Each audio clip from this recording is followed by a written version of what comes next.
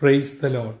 ജീവജലത്തിൻ്റെ പുതിയൊരു എപ്പിസോഡിലേക്ക് എല്ലാ ദൈവമക്കൾക്കും യേശുക്രിസ്തുവിൻ്റെ അതിപരിശുദ്ധ നാമത്തിൽ സ്നേഹ വന്ദനം. ഇന്ന് 2024 ഡിസംബർ മാസം 21 തീയതി ശനിയാഴ്ച. സ്വർഗത്തിലെ ദൈവത്തിൻ്റെ വലിയ കൃപയാൽ നാം വീണ്ടും ഒരു വീക്കെൻഡിലേക്ക് എത്തിയിരിക്കുന്നു.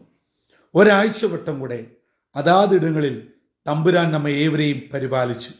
അനുഭവിച്ച എല്ലാ നന്മകൾക്കും നമ്മെ പരിപാലിക്കുന്ന സർവശക്തനായ ദൈവത്തിന് നന്ദിയും സ്തുതി സ്തോത്രങ്ങളും അർപ്പിച്ചുകൊണ്ട് ഇന്നത്തെ വാഗ്ദത്ത വചനത്തിനായി കാതോർക്കാം.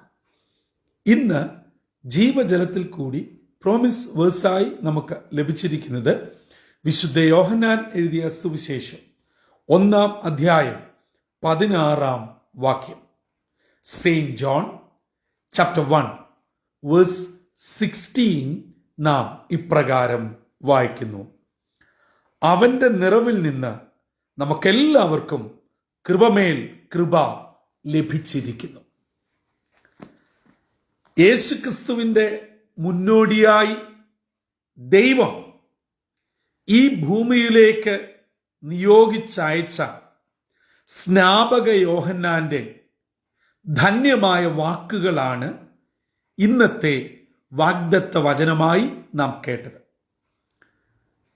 യോഹന്നാന്റെ സുവിശേഷം 1 അധ്യായത്തിന്റെ ആദ്യ വാക്യങ്ങൾ യേശുവിന്റെ ജഡധാരണത്തെക്കുറിച്ച് വളരെ വ്യക്തമായി വെളിപ്പെടുത്തുന്നു. യേശു ആരാണ് എന്നും എവിടെയാണ് യേശുവിന്റെ സ്ഥാനം, ഇപ്പോൾ എന്തായി തീർന്നിരിക്കുന്നു, അതിൻ്റെ ഉദ്ദേശ്യവും ലക്ഷ്യവും എന്താണ്, ഇവയെല്ലാം ആദ്യത്തെ വാക്യങ്ങളിൽ വ്യക്തമായിരിക്കുന്നു. എന്നിട്ട് സ്നാപക യോഹന്നാൻ പറയുകയാണ്, അതെ, എനിക്ക് മുൻപനായി തീർന്നവൻ ഇവനാണ്, യേശുവാണ്. ആ യേശുവിൻ്റെ നിറവിൽ നിന്നാണ് നമുക്കെല്ലാവർക്കും കൃപമേൽ കൃപ ലഭിച്ചിരിക്കുന്നത്. ഇന്നത്തെ വാക്യം വളരെ വ്യത്യസ്തമായ ഒരു വാക്യമാണ്. ഇന്നത്തെ ക്രൈസ്തവ വിശ്വാസികൾ അതിൻ്റെ അർത്ഥവും ആഴവും കൃത്യമായി പഠിച്ചിരിക്കണം. നമ്മൾ ഈ വാക്യങ്ങൾ അഥവാ വേദപുസ്തകം വായിക്കണമല്ലോ എന്ന് വിചാരിച്ച് വായിച്ചു പോകുന്നതേയുള്ളൂ. 2 വാക്യമാണെങ്കിലും വായിക്കുന്ന വാക്യത്തിന്റെ അർത്ഥം മനസ്സിലാക്കിയാൽ നാം ഒരു വിധത്തിലും പരാജിതർ ആവുകയില്ല. പറയുകയാണ്, നിറവ് ലഭിച്ച യേശുവിങ്കൽ നിന്നാണ്, നിറവുള്ള പൂർണ്ണനായ യേശുവിൽ നിന്നാണ് നമുക്കൊക്കെ കൃപമേൽ കൃപ ലഭിച്ചിരിക്കുന്നത്. ഇതിന്റെ അർത്ഥം എത്രത്തോളം എന്നെ കേൾക്കുന്നവർക്ക് ബോധ്യമായി എന്ന് എനിക്ക് അറിയുവാൻ കഴിയുന്നില്ല. ഓർക്കുക, നമ്മുടെ കർത്താവ് നിറവുള്ളവനാണ്, നിറഞ്ഞവനാണ്, പൂർണ്ണനാണ്, ത്രിത്വത്തിൽ രണ്ടാമനാണ്. ആ സ്ഥാനം വെടിഞ്ഞ് ഈ മണ്ണിലേക്ക് വന്നു. നാം ഈ അധ്യായം തന്നെ 10, 11 വാക്യങ്ങളൊക്കെ വായിക്കുമ്പോൾ അതെ, ജഡ ഇച്ഛയാലല്ല, പുരുഷന്റെ ഇഷ്ടത്താലല്ല, ഇതൊരു വലിയ ദൈവ പദ്ധതിയാണ്. നിറവുള്ള കർത്താവിൽ നിന്ന് നാം ഏവരും കൃപമേൽ കൃപ പ്രാപിച്ചിരിക്കുന്നു. എന്നെ കേൾക്കുന്ന സഹോദരങ്ങളെ, ഇന്ന് ക്രൈസ്തവ ലോകം വല്ലാതെ തെറ്റിദ്ധരിക്കുകയും തെറ്റിദ്ധരിപ്പിക്കപ്പെടുകയും ചെയ്യുന്ന ഒരു കാലഘട്ടത്തിൽ കൂടെ കടന്നു പോകുകയാണ്. നമ്മെ നിറയ്ക്കുവാനും അനുഗ്രഹിക്കുവാനും പോറ്റുവാനും പുലർത്തുവാനും കർത്താവിന് മാത്രമേ കഴിയുകയുള്ളൂ. നിങ്ങളോട് കഴിഞ്ഞ ഏകദേശം 5 വർഷത്തോളമായി ജീവജലത്തിൽ കൂടെ സംസാരിച്ചു കൊണ്ടിരിക്കുന്ന ഞാൻ ഉൾപ്പെടെ ഒരു ദൈവദാസന്മാർക്കും നമ്മുടെ ആഗ്രഹത്തെ പൂർത്തീകരിക്കുവാൻ കഴിയുകയില്ല. അത് ആരുടെയും കുഴപ്പമല്ല, സകലരും മനുഷ്യരാണ്. മനുഷ്യന്റെ കുറവും പരിധിയും പരിമിതിയും പോരായ്മയും നിശ്ചയമായിട്ടുമുണ്ട്.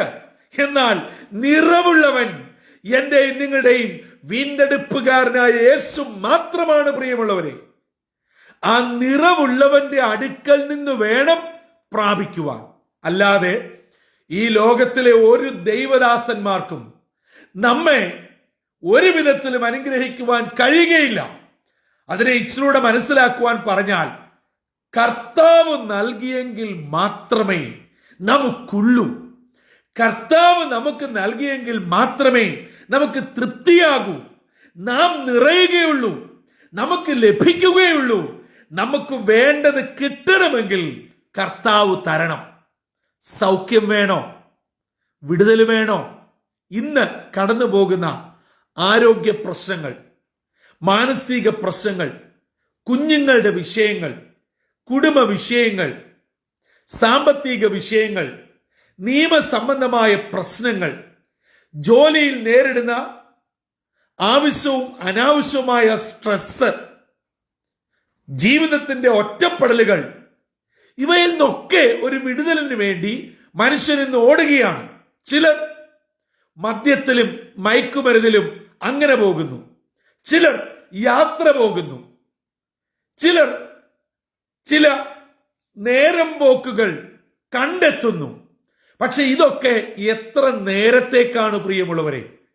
ഇതിനൊക്കെ ഒരു ബ്രാക്കറ്റ് കാലയളവ് മാത്രമേ ഉള്ളൂ. ഇവയെല്ലാം കഴിഞ്ഞു കഴിയുമ്പോൾ വീണ്ടും നാം പഴയപടിയിൽ എത്തുന്നു, വിഷണ്ണരായി ഡിപ്രഷനിലേക്ക് വീഴ്ത്തപ്പെടുകയാണ്. എന്നാൽ ഇതിന്മേലെല്ലാം വിടുതൽ തരുവാൻ, ആശ്വാസം തരുവാൻ നിറവുള്ള ഒരു കർത്താവ്, ആ കൃപമേൽ കൃപ എന്റെയും നിങ്ങളുടെ മേൽ ചൊരിയുമ്പോൾ എല്ലാത്തിനും ആശ്വാസവും വിടുതലുമാകും. നിങ്ങൾ എന്താണ് ചില നാളുകളായി തേടി നടക്കുന്നത്? എല്ലാം ഉണ്ട്, പക്ഷേ ഒരു തൃപ്തിയില്ല, ഒരു സന്തോഷമില്ല. ഒരു മേശ നിറയെ വിഭവങ്ങൾ ഒരുക്കി ഭക്ഷണം കഴിച്ചാലും ഒരു സന്തോഷമില്ല. ഉറങ്ങുന്നുണ്ട്, പക്ഷേ തൃപ്തിയില്ല. എല്ലാവരും അടുത്തുണ്ട്, പക്ഷേ ഞാൻ ഏകയാണെന്ന് ഉള്ളു പറയുകയാണ്. എല്ലാത്തിലും സംബന്ധിക്കുന്നുണ്ട്, പക്ഷേ ഒന്നിലും ഇൻവോൾവ് അല്ല. ആരാധനയ്ക്ക് പോകുന്നു, കൂട്ടായ്മ കൂടുന്നു, ഒറ്റയ്ക്ക് പ്രാർത്ഥിക്കുന്നു. പ്രത്യേകിച്ച് ഇപ്പോൾ ക്രിസ്മസ് കാലയളവാണ്, അതുമായി ബന്ധപ്പെട്ട എല്ലാ കാര്യങ്ങളിലും പങ്കുചേരുന്നു. പക്ഷേ ഉള്ളിൽ പറയുകയാണ്, ഇതൊന്നും എനിക്കൊരു സന്തോഷം തരുന്നില്ല, ഇതിനകത്തിലൊന്നും ഞാനൊരു ആനന്ദം കണ്ടെത്തുന്നില്ല, ഞാൻ ഒറ്റയാണ്, ഞാൻ വേറൊരു മേഖലയിലാണ്. എന്താ പ്രശ്നമെന്നറിയാമോ? അങ്ങനെ ആരെങ്കിലും എന്നെ കേൾക്കുന്നുവെങ്കിൽ നിങ്ങളുടെ പ്രശ്നം, നിങ്ങൾ ദൈവത്തിൽ പരിപൂർണമായി ഇന്നുവരെ അർപ്പിച്ചിട്ടില്ല, വിശ്വസിച്ചിട്ടില്ല, ആശ്രയിച്ചിട്ടില്ല. ഈ പുറം മോടി മാത്രമേ ഉള്ളൂ. നിങ്ങൾ എവിടെ നിന്നോ, ആരിൽ നിന്നോ, സഭയിൽ നിന്നോ, മനുഷ്യരിൽ നിന്നോ എന്തൊക്കെയോ പ്രതീക്ഷിക്കുന്നു.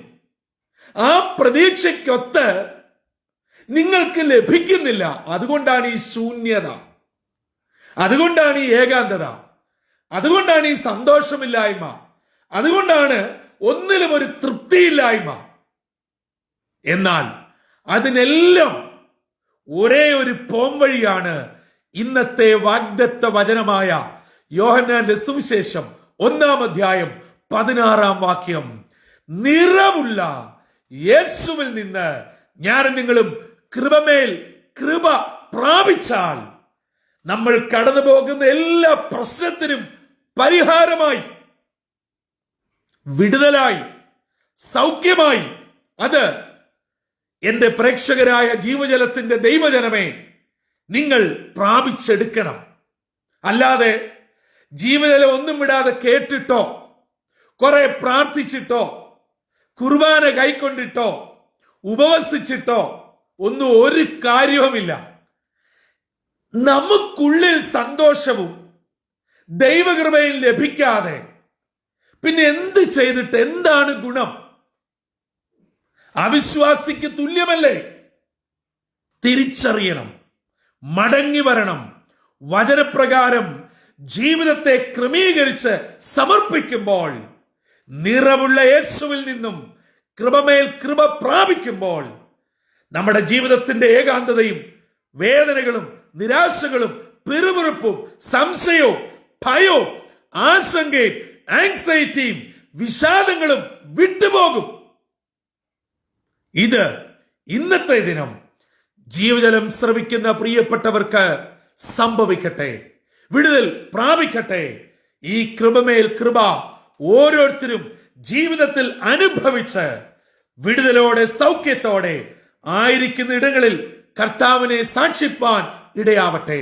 അതെ, മനുഷ്യരിൽ ആശ്രയിക്കരുത്, മക്കളിൽ ആശ്രയിക്കരുത്, ഭർത്താവിലോ ഭാര്യയിലോ ആശ്രയിക്കരുത്, ദൈവദാസനിൽ ആശ്രയിക്കരുത്, സഭയിൽ ആശ്രയിക്കരുത്, ഒരു വ്യക്തിയിലും ആശ്രയിക്കരുത്. നമുക്ക് ആശ്രയിക്കാൻ ഒരിടമുണ്ട്. ഹല്ലേലൂയ, സ്തോത്രം. അതെ, നിറവുള്ള ആ കർത്താവിൽ നിന്നും പൂർണ്ണതയോടെ ജീവിപ്പാൻ, വിടുതലോടെ ജീവിപ്പാൻ, അനുഗ്രഹത്തോടെ ജീവിപ്പാൻ ഇന്നത്തെ ജീവജലം വാഗ്ദത്ത വചനം എന്നെയും നിങ്ങളെയും ആഹ്വാനം ചെയ്യുന്നു. ഈ ആഹ്വാനം ശിരസ ഏറ്റെടുത്ത് പ്രാർത്ഥനയോടെ ഇന്നിലേക്ക് നമുക്ക് പ്രവേശിക്കാം.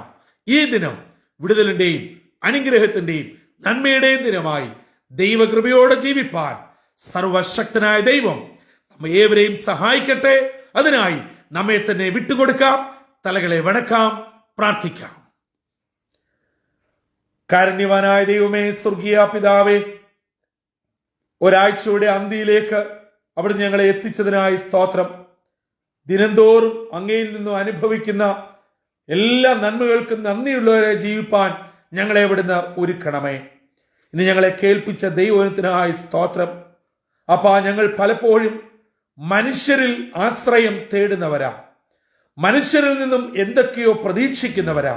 എന്നാൽ നിറവുള്ള ഒരു കർത്താവ് ഞങ്ങൾക്കുണ്ടേ എന്നുള്ള തിരിച്ചറിവ് ഇന്നത്തെ വചനത്തിൽ കൂടെ ഞങ്ങൾക്ക് നൽകിയതിനായി സ്തോത്രം. ആകയാൽ ആ നിറവുള്ള കർത്താവിൽ നിന്നും കൃപമേൽ കൃപ പ്രാപിച്ചുകൊണ്ട് ഞങ്ങളുടെ പ്രതികൂലങ്ങളിൽ സ്തോത്രത്തോടെ മുന്നേറുവാൻ ഞങ്ങളെ അവിടുന്ന് ഒരുക്കണം. ദൈവവചനം കേട്ട എല്ലാ ദിനമക്കളെയും അനുഗ്രഹിക്കണം.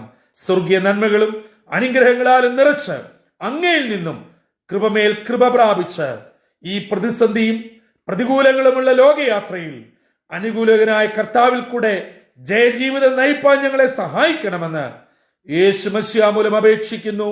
കൃപയോടെ കേൾക്കുമാറാകണമേ. ആമീൻ, ആമീൻ, ആമീൻ.